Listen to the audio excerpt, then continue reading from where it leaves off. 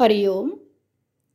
योगदास श्री जयगणेश जोशी यांनी निरूपण केलेले निर्वाण उपनिषद मंत्र क्रमांक 14 संयोग दीक्षा. संयोग हीच दीक्षा आहे. संयोग येथे नुसताच योग असा शब्द वापरलेला नाही, संयोग असा शब्द वापरलेला आहे.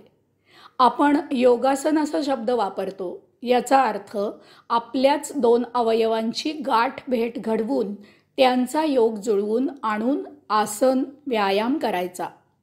व्यायाम झाला की त्या दोन अवयवांचे स्वतंत्र अस्तित्व अबाधित राहते. उदाहरणार्थ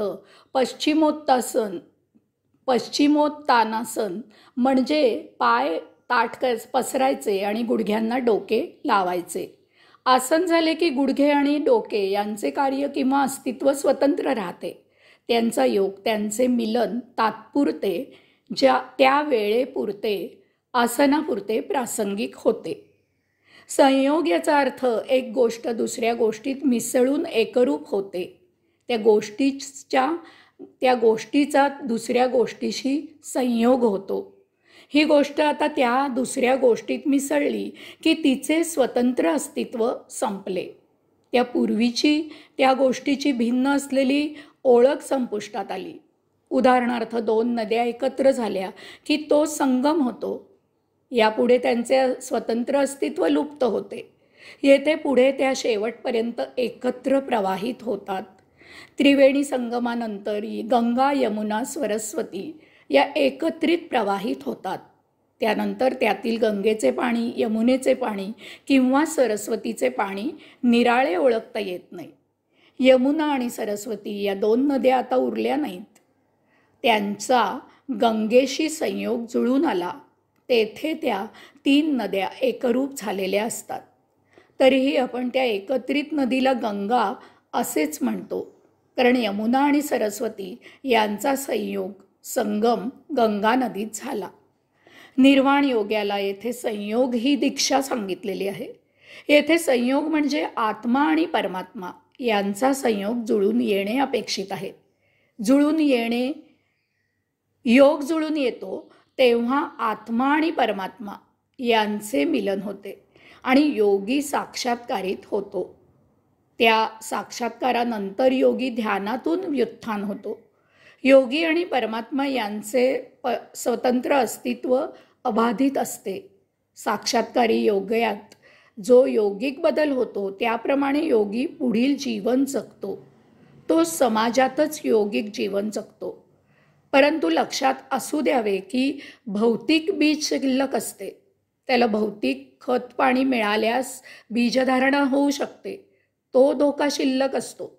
यास्तव योग्याने, साक्षात्कारीने नित्य सावध असावे. योग आणि संयोग यात भेद आहे. संयोगात योगी परमात्मा स्वरूप होतो. तो परमात्म्यात स्वतःचे अस्तित्व झोकून देतो. तो परमात्म्यात विरून जातो. त्याला आता स्वतंत्र अस्तित्व उरत नाही. आता येथून परत फिरणे नाही. त्याच्यातील भौतिक बीज जळून खाक होते. आता तेथे खत पाणी मिळाले तरीही बीजधारणा शक्य नसते. सायुज्य मुक्त योगी असे असतात. दीक्षा, मी अमुक महाराजांची किंवा स्वामींची दीक्षा घेतली असे आपण अनेक वेळेला अनेकांकडून ऐकतो. तसेच आपल्यापैकी कोणी दीक्षा घेतोही. दीक्षा घेतल्यावर तेथून पुढे त्या साधकाने त्या स्वामी महाराजांच्या विचाराने आणि आचाराने वागावे असे अपेक्षित असते.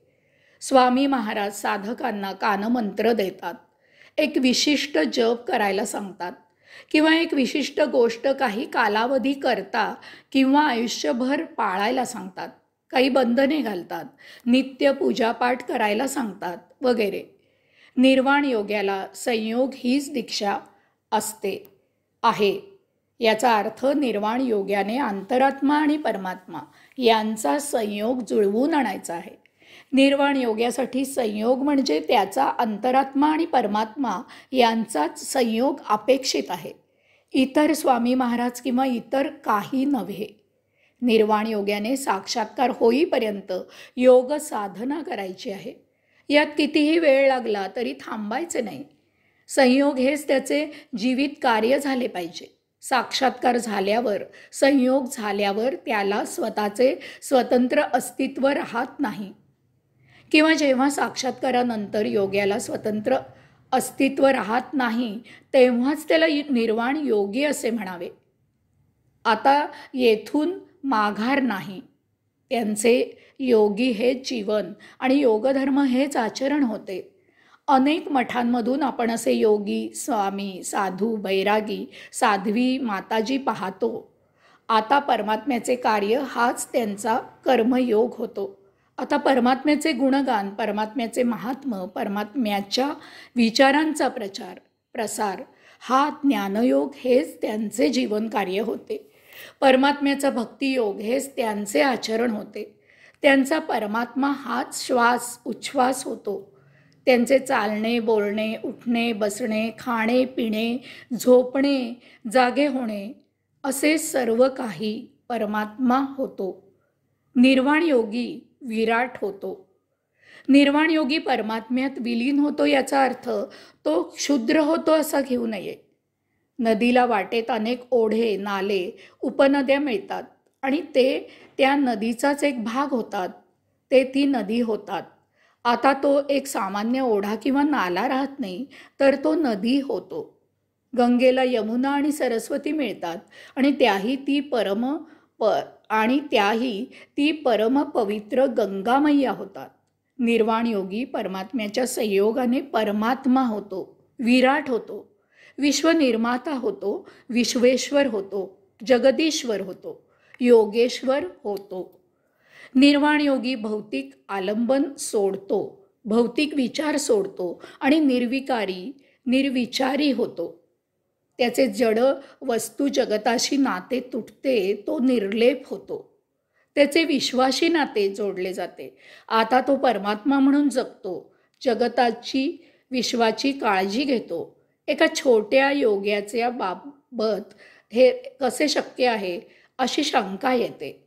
अगदी एक छोटेसे थेंबभर पाणी सागरात पडते. आता आपण तो थेंब त्या सागरातून निराळा काढू शकत नाही. त्या थेंबाचे स्वतंत्र अस्तित्व आपण दाखवू शकत नाही. कारण त्या थेंबाचे त्या विशाल अफाट सागरात विलिनीकरण झालेले असते. तो थेंब सागर झालेला असतो. तो एक छोटासा थेंब महासागर झालेला असतो.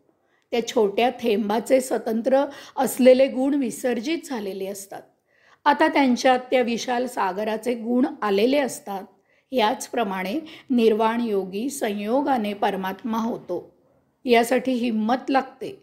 स्वच्छ सत्व जाळून